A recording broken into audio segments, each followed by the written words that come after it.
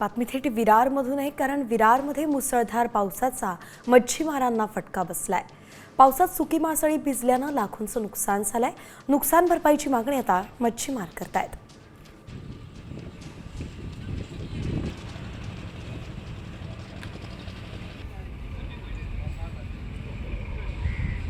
दृश्य आपण पाहतोय, विरारमध्ये मुसळधार पावसाचा फटका मच्छीमारांना बसल्याचं पाहायला मिळत आहे।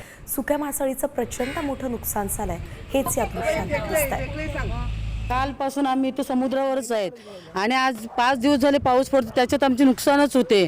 कारण की आम्ही आमचा नोकरीधंद्याचा हाच व्यवसाय आहे, दुसरा आमचा व्यवसाय मिळतच नाही। आम्ही पोटाला काय खाणार, लोकांचे भरणार कर्ज का घरी पारापोरांना काय देणार खायला सांगा मला। नोकरीधंद्यावाले असले तर एक ठीक आहे, याच्यावर कमवायचं आणि याच्यावरच खायचं, हेच आमचं पोट आहे। ते आखी नुकसान झाले, कितीतरी नुकसान, 40-50 हजारचं आता आजच नुकसान झालं, त्या दिवशी 50 हजारचं नुकसान झालं। हा मग कोण भरून देणार? शेतकऱ्यांना तुम्ही भरून देता ना, मग आम्हाला कोण भरून देणार?